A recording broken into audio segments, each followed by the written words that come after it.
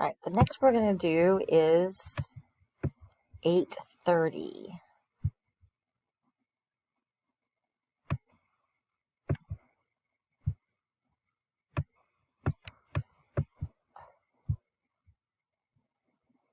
I'm having issues. I'm really sorry.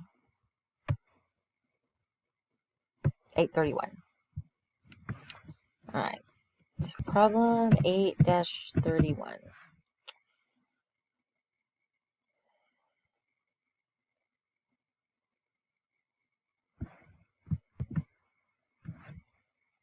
Oh, I didn't realize it was down there at the bottom.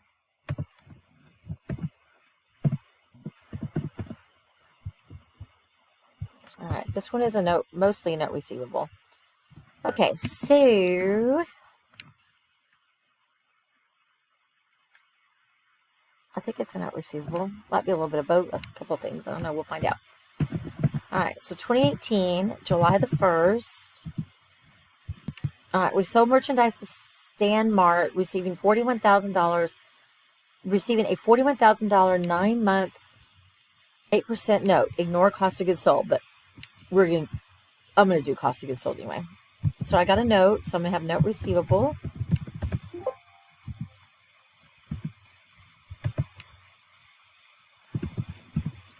And sales revenue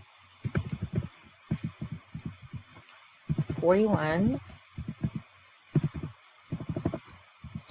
And you might want to make a note that it's a 9-month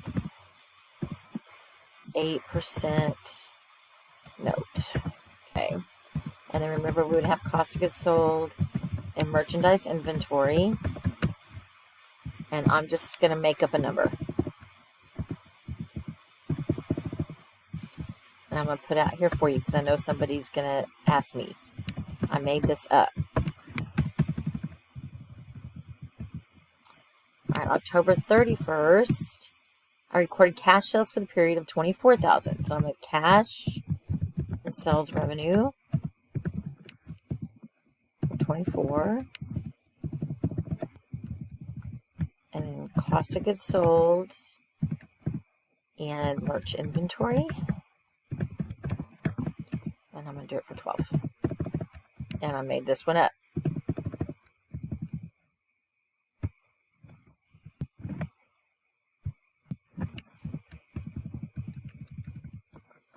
Alright, on December 31st, I made the adjusting entry to accrue interest on the Stan Mart note.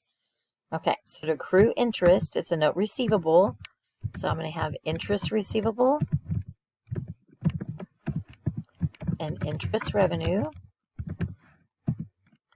And it's going to be for the $41,000 note times the 8% interest times July, August, September, October, November, December. 6 out of 12 months have gone by. All right, remember that 8% is always staying on an annual basis.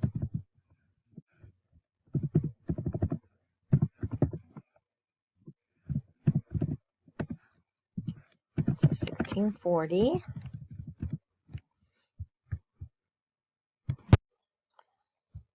Okay, then the next one, December 31st, they want us to do an adjusting entry to record bad debt expense based on an aging of accounts receivable. The aging schedule shows that $13,800 of accounts receivable will not be collected.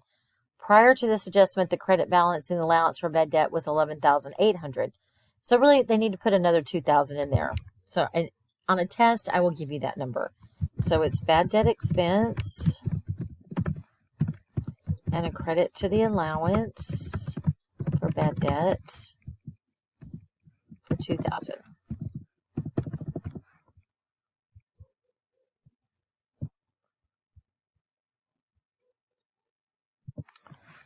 All right, then in 2019, they collected the maturity value of the note from Stan Mart. All right, so they're going to get cash. They're going to collect this interest receivable that we had accrued. And I know that's going to be $1,640. They're going to collect the note receivable, so that's going to be a credit because it's coming off. And that was for $41,000. And And then I need a little more interest revenue here. All right. So there's a couple ways you can do this.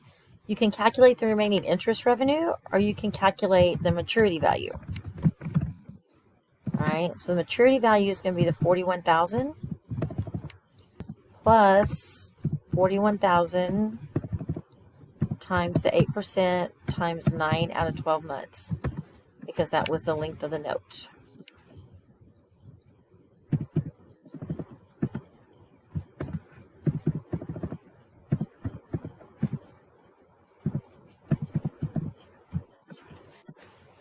All right, and then you can plug in this interest here if you want to.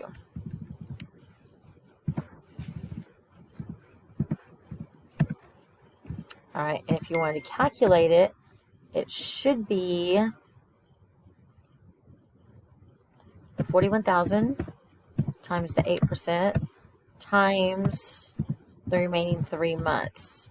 Because if you remember, we did 6 months up here, so there's 3 months left because it was a 9-month note.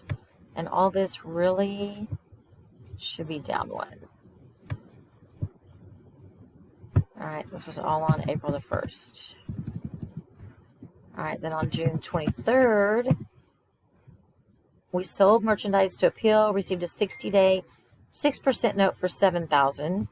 So I got another note receivable. And sales revenue for $7,000. And I'm going to go ahead and do, cost of goods sold and merch inventory for $3,500.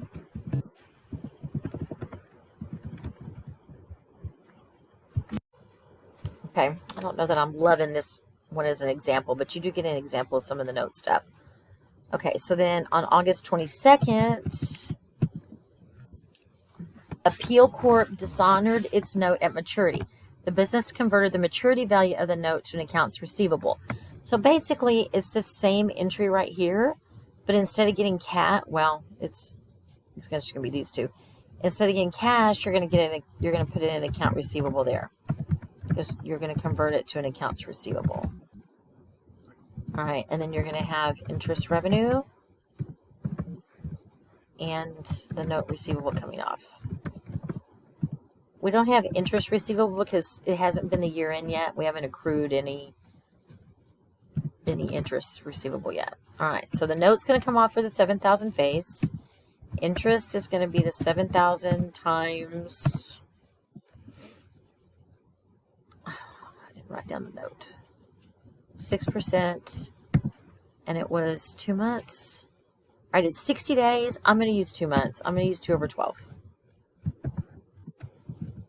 All right, so 7,000 times 6% times, oh gosh, I think it's time for me to go to bed, times 2 divided by 12. Oops.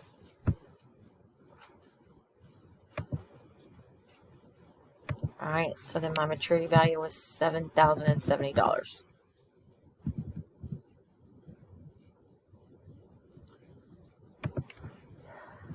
You do not need to know this journal entry, but anyway. All right, November the 16th, I loaned cash to Crosby Incorporated, receiving a 90-day 16% note. So I'm going to have a note receivable and cash out the door for $17,000. And this was a 90-day 16% high dollar note. All right, then December 5th, I collected the full amount from Appeal.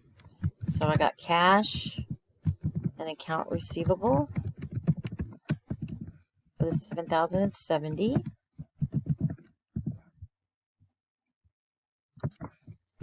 December 31st, I accrued the interest on this note up here. So I'm going to have interest receivable interest revenue.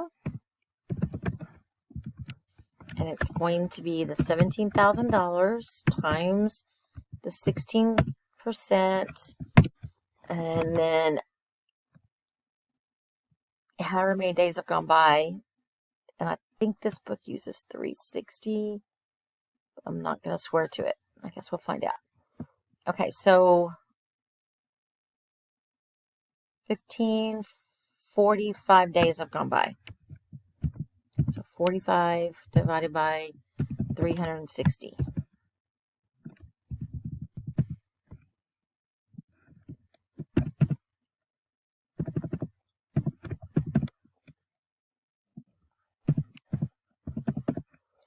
Their numbers usually end up pretty even. So I'm assuming that's right. All right, and that is it. Y'all let me know if you have any questions.